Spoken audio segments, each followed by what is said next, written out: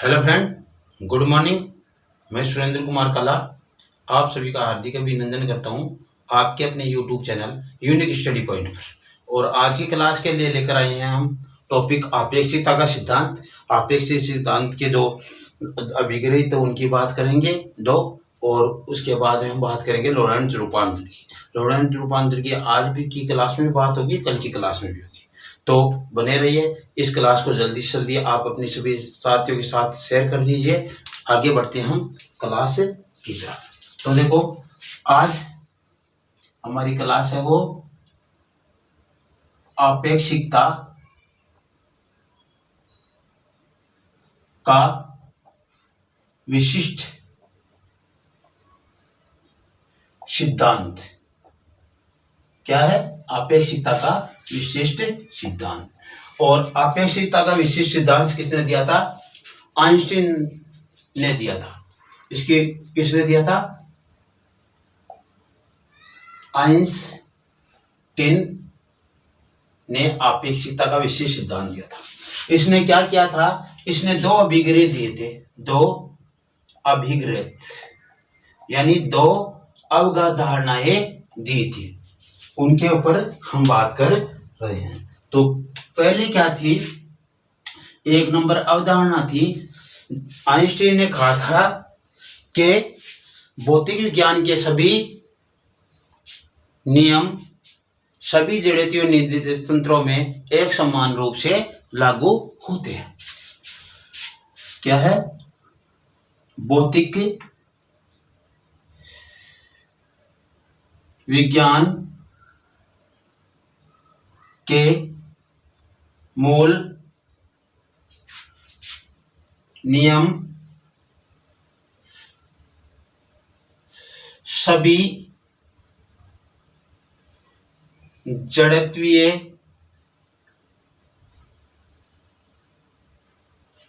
निर्देश फ्रेम या निर्देश फ्रेम में समान रूप से लागू होते हैं। इसे नाम दिया गया था तुल्यता का सिद्धांत। तुल्यता का सिद्धांत। इसने क्या कहा कि भौतिक विज्ञान के मूल नियम सभी जड़त्वीय निर्देश फ्रेमों में या निर्देश तंत्रों में क्या होता है? समान रूप से लागू होता है। यानी यह सभी जड़त्वीय निर्देश तंत्र भौतिक विज्ञान के मूल नियमों का क्या करते हैं? पालन करते हैं। इससे तुल्यता का नियम कहा था। दूसरा था, उसमें कहा गया कि प्रकाश का वेग अचर होता है।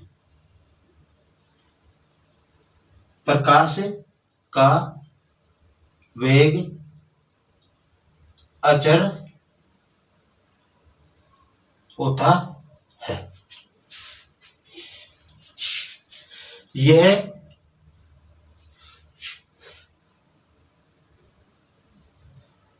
प्रेक्षक एवं स्रोत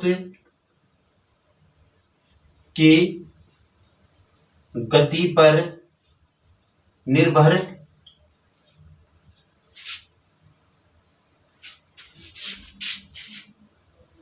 नहीं करता है या नहीं होता है। क्या कहा? प्रकाश का वेग अचर होता है, यह प्रेक्षक एवं स्रोत की गति पर निर्भर नहीं करता है। अर्थात इसे नाम दिया गया था समकालीनता का सिद्धांत या समकालीनता का विशिष्ट सिद्धांत। क्या? विशिष्ट सिद्धांत, ये नाम दिया गया था। तो पहले तो अभिग्रह क्या दी थी जो आइंस्टीन ने दी थी अपेक्षिकता के विशेष सिद्धांत के लिए? वो कहा था कि भौतिक विज्ञान के मूल नियम सभी जड़त्वीय निर्देश फ्रेम में एक समान रूप से लागू होते हैं, जिसे तुल्यता का नियम कहा गया था या तुल्यता का सिद्धांत कहा गया था। दूसरा दिया कि प्रकाश का वेग अचर होता है, यह प्रेक्षक की गति या फिर स्रोत की गति पर निर्भर नहीं करता है। इसे हम समकालीनता का विशिष्ट सिद्धांत या समकालीनता का सिद्धांत कहते हैं। यह बात। अब हम बात करते हैं लॉरेंट्ज रूपांतरण की। लॉरेंट्ज रूपांतरण की बात करते हैं।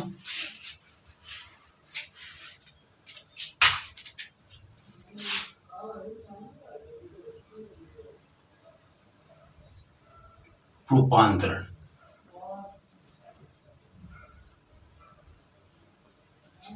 क्या बात कर रहे हैं हम?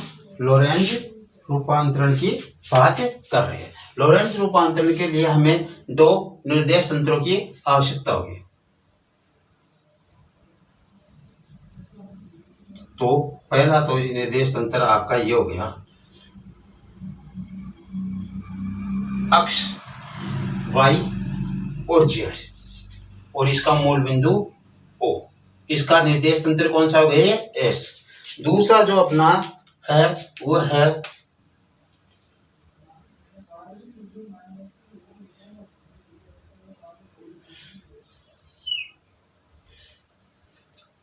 अक्ष डैश हो गया, इसके लिए y डैश हो गया, और ये इधर z डैश। इसको आपने हमारे बनाने की आवश्यकता नहीं है, रहने दो, चाहे नहीं बनाते हो तो भी।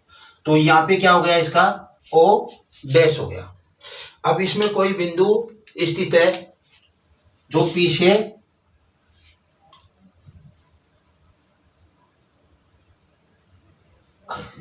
यहाँ पे कोई P बिंदु है जो अक्ष y z और t निर्देशांक देती है। किसके लिए?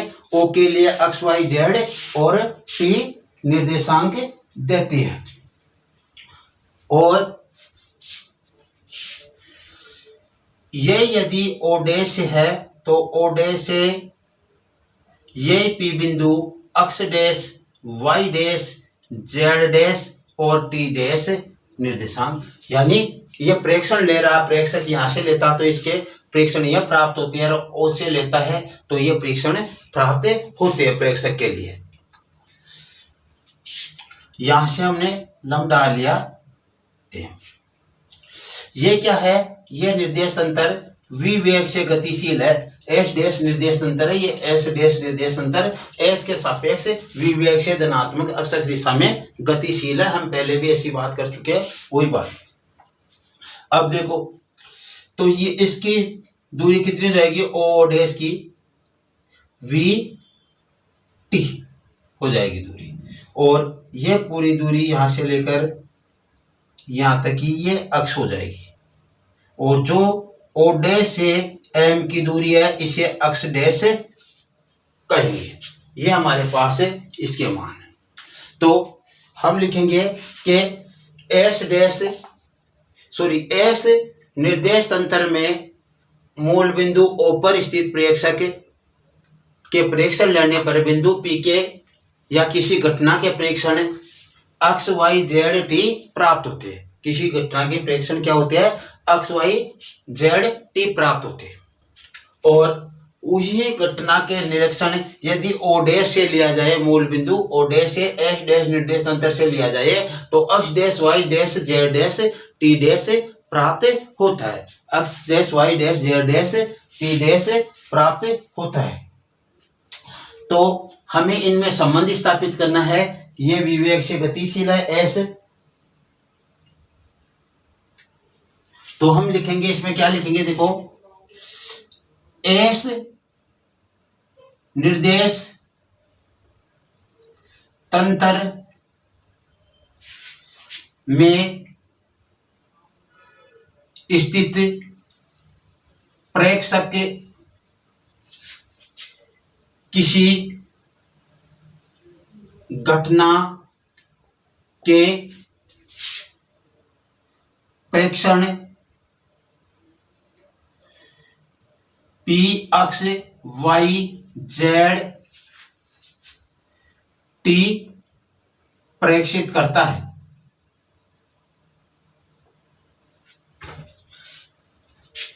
S डैश निर्देश तंत्र में स्थित प्रेक्षक उसी घटना के प्रेक्षण P x dash y dash z dash t dash प्रेक्षित करता है, यानी उसे इसके प्रेक्षण ये प्राप्त होता है, प्रेक्षित करता है। S डैश निर्देश तंत्र S निर्देश तंत्र के सापेक्ष धनात्मक अक्ष दिशा में v समान वेग, समवेग या समान वेग v से गतिशील है, समान वेग v से गतिशील है। तो अक्ष व अक्ष डैश के संबंध के, इनमें क्या क्या संबंध है वो हमें प्राप्त करने हैं। तो ये सब उतार लो या इसका स्क्रीनशॉट ले लो। अब हम आगे करते हैं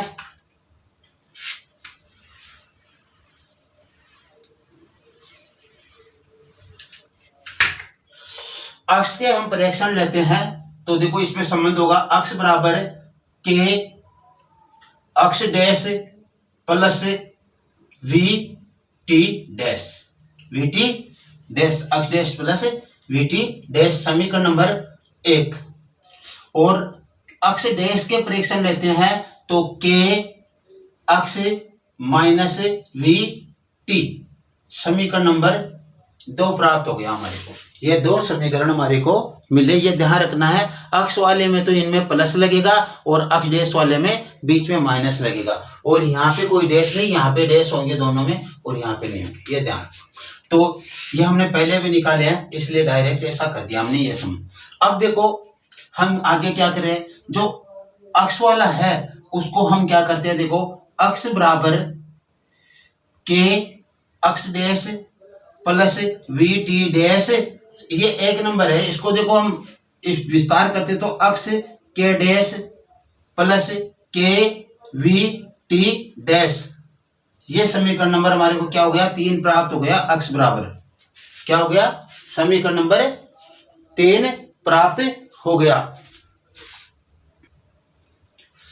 अब क्या करेंगे हम, जो ये 3 है, 3 में अक्ष डैश का मान 2 से रख देंगे, ठीक है। तो समीकरण 3 में 2 से मान रखने पर तो रखेंगे तो क्या होगा, देखो अक्ष बराबर के अक्ष डैश का मान ये रहा, के अक्ष माइनस वी टी, ये मान हमारे को अक्ष डैश का रख लिया यहाँ पे, और आगे जो इसमें है वो प्लस के वी टी डैश, ये हमारे पास ये ऐसा का ऐसा होगा। अब देखो इसको हम गुणा करते हैं तो देखो क्या आएगा, के स्क्वायर अक्ष और के स्क्वायर माइनस के स्क्वायर वी टी, और ये हो गया के वी टी डैश, के वी टी डैश। ये देखो के और के गुणा होकर के स्क्वायर हो जाएगा, तो ये के स्क्वायर इन सभी से गुणा होगा दोनों पदों से, इसलिए के स्क्वायर आया दोनों में, ठीक है।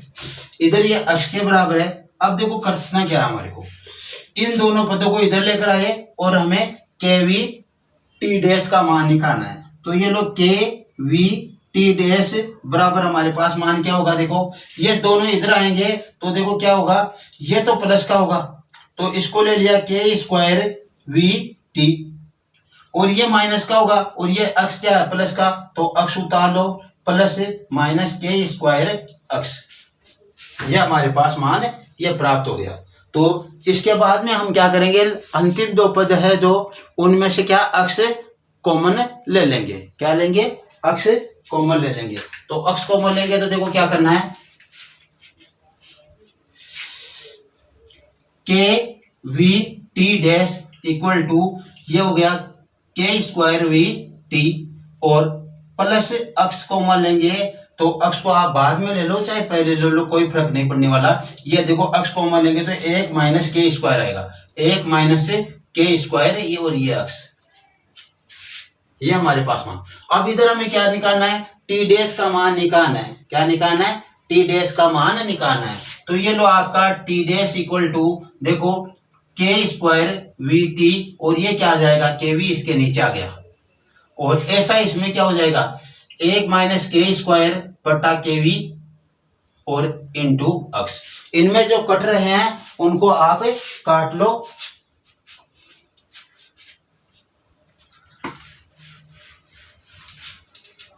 तो देखो यहाँ पे एक कैसे एक कट गया, एक भी से एक भी, तो क्या बचा के टी बच गया हमारे पास, और प्लस 1 माइनस के स्क्वायर बटा के वी, ये बच गया इंटू अक्स।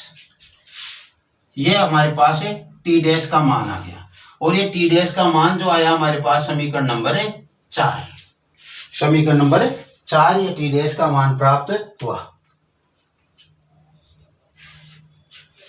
अब देखो हम द्वितीय अभिग्रहित की बात करते हैं। द्वितीय अभिग्रहित से क्या कर रहे हैं, देखो एस और एस डैश है, उनके यदि मूल बिंदु क्या हो, संपाती, तो देखो एस व एस डैश निर्देश तंत्र के मूल बिंदु संपाती है। तो मूल बिंदु संपाती होगा तो क्या हमारे पास दो समीकरण प्राप्त होगा। क्या होंगे दो समीकरण प्राप्त, पहला तो हम अक्स का मान ज्ञात करेंगे एस के लिए। एस के लिए अक्स का मान क्या हो जाएगा, प्रकाश के वेग की बात करेंगे हम, क्योंकि द्वितीय अभिग्रहित में क्या था, प्रकाश का वेग अचर होता है, तो सी लेंगे। और वेग बराबर क्या होता है, देखो वेग बराबर विस्थापन बटा समय होता है। वेग बराबर विस्थापन बटा समय होता है। तो यदि हमें विस्थापन का मान ज्ञात करना हो तो क्या हो जाएगा, विस्थापन बराबर वेग गुणा समय, यही तो होता है। तो यहां देखो वेग तो आ गया c, और इस अक्ष में समय क्या है t, तो इसको t से गुणा कर दो, तो ये हो गया ct, समीकरण नंबर 5। क्या आ गया, ct, समीकरण नंबर 5 आ गया, अक्ष बराबर ct। इसी प्रकार हम x डैश का मान ज्ञात करें तो ये भी विस्थापनीय है, c आ गया, और t डैश आ जाएगा इसमें, क्या आ गया t डैश, समीकरण नंबर 6।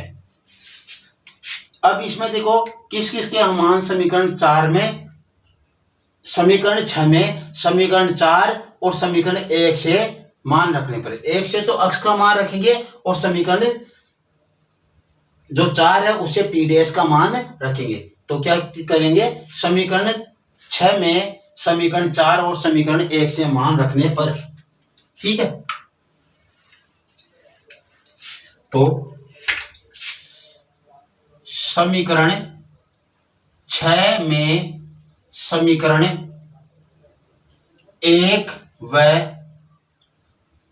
4 से मान रखने पर, अब देखो मान रखने पर हमारे पास क्या आएगा, समीकरण 6 ये हमारे पास अक्ष डैश बराबर ct डैश, ये समीकरण 6 इसमें मान रखना है। तो जो हमें अक्ष डैश का मान रखेंगे वो तो क्या आएगा, अक्ष डैश का मान तो हमारे पास जो है वो है के कोष्टक, अक्ष डैश के लिए क्या लिया था हमने, अक्ष माइनस वी टी, ये तो अक्ष डैश का मान आ गया। और इसके इधर c गुणा टी डैश का मान रखेंगे, टी डैश का मान ये रहा, क्या है के टी प्लस 1 माइनस के स्क्वायर बटा के वी इंटू अक्ष, ये अपना मान यहाँ पे रख लिया। समीकरण 1 से ये रखा अक्ष डैश का मान, और समीकरण 4 से ये रख दिया हमने टी डैश का मान, ये हमें समीकरण 6 में दोनों मान रखने थे, ठीक है। अब हम आगे बढ़ते हैं, देखो इनका क्या करते हैं,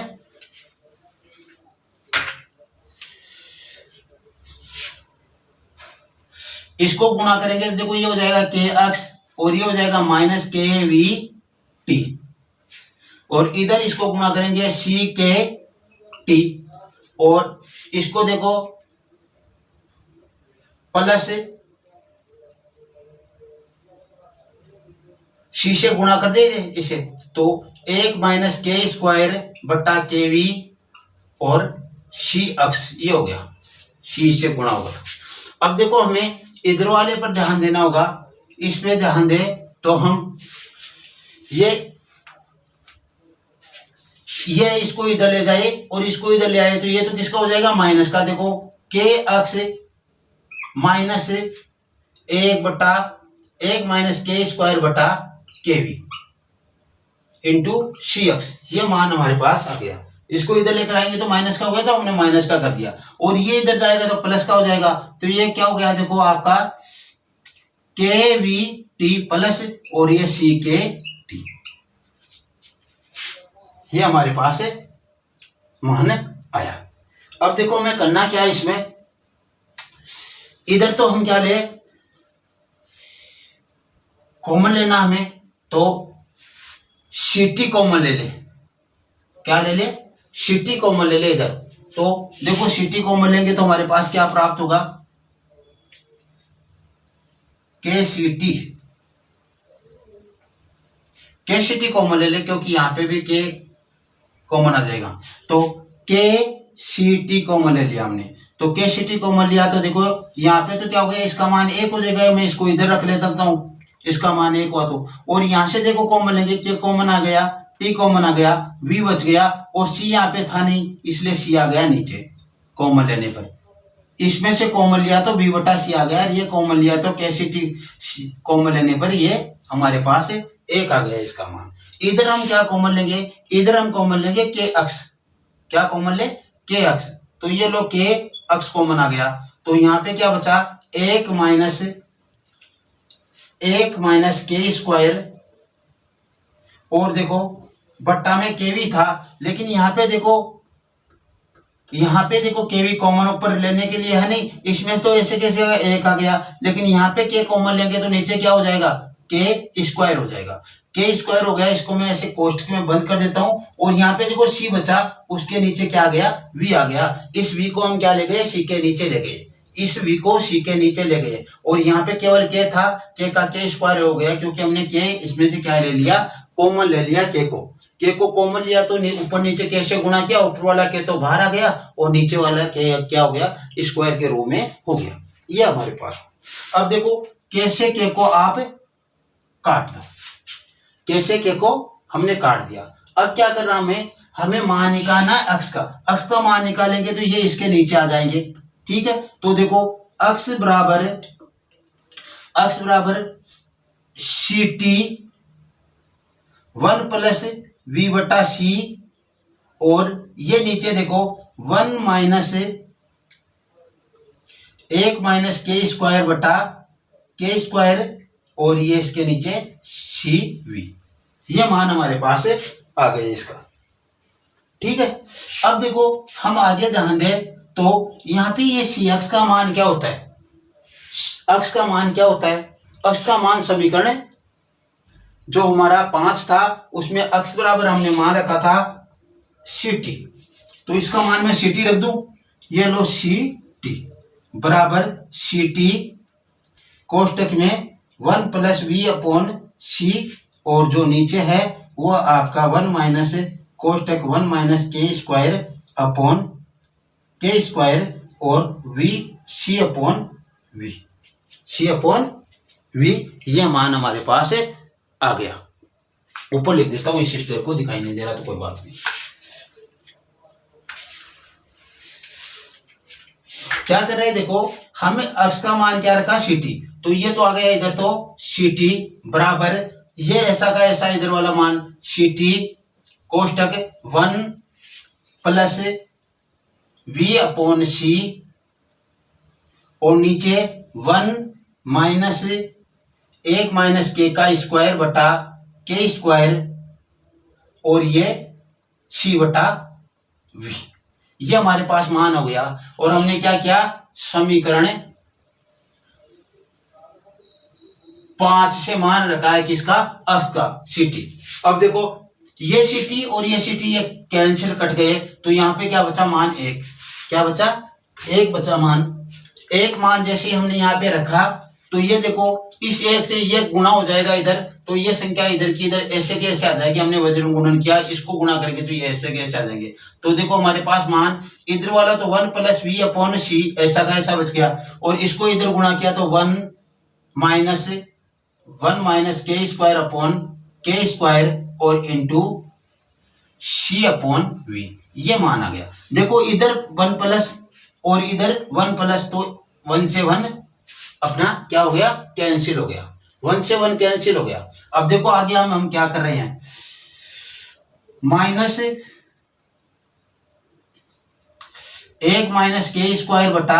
- k² और ये देखो c इधर जाकर गुणा होगा तो ये v ऊपर जाएगा, c नीचे, तो ये हो गया आपका v²/c²।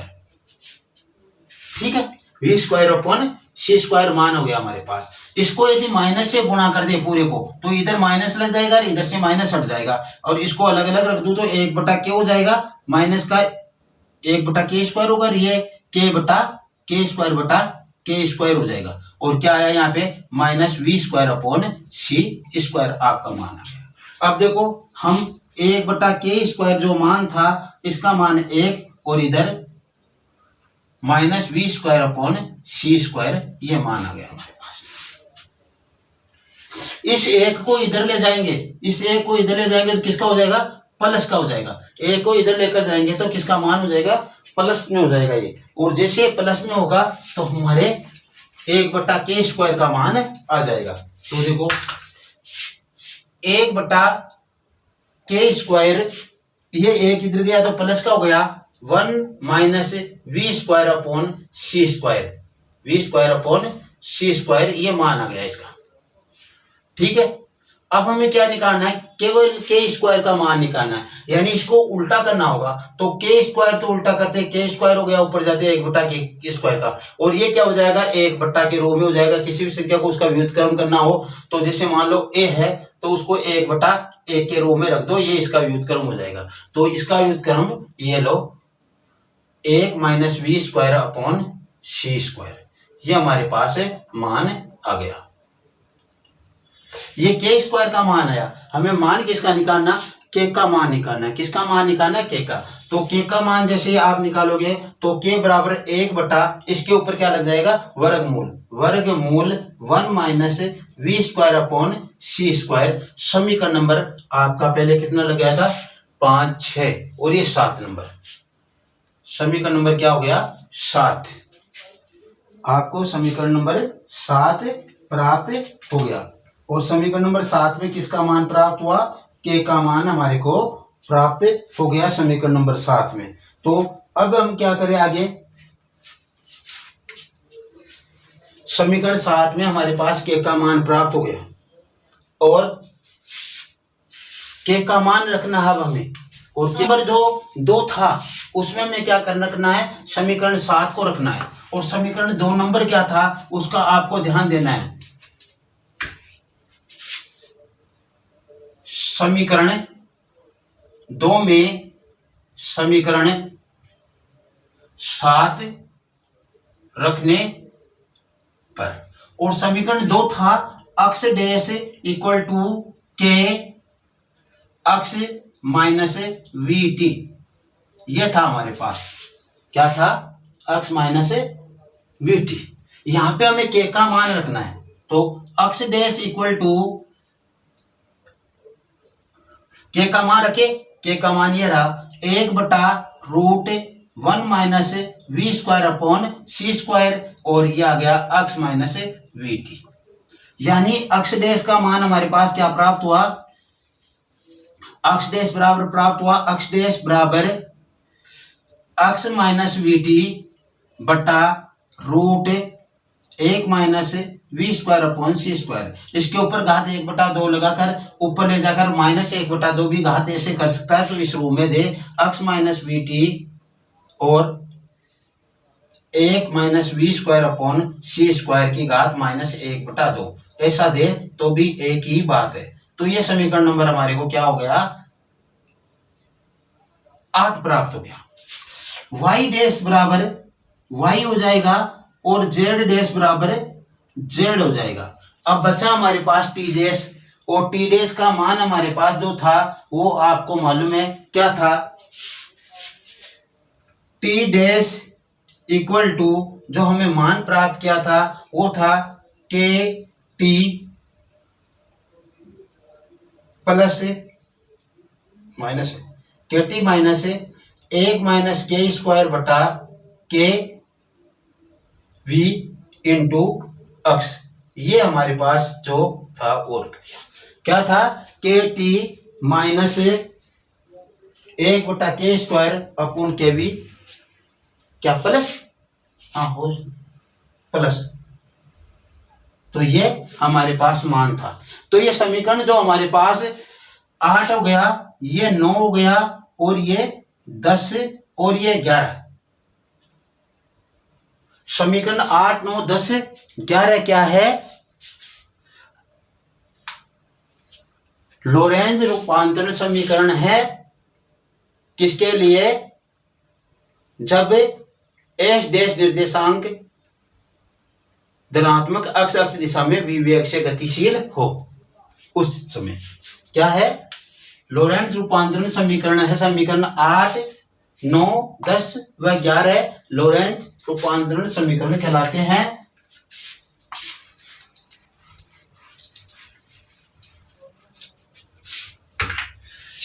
समीकरण 8, 9, 10 तथा 11 लोरेंज रूपांतरण समीकरण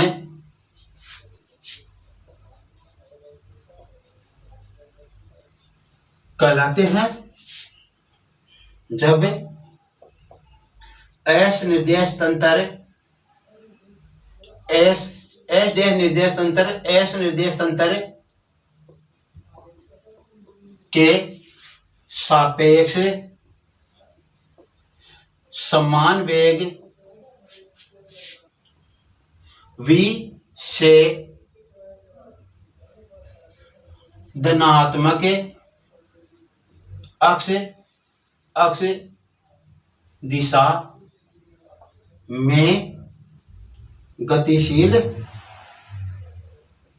है।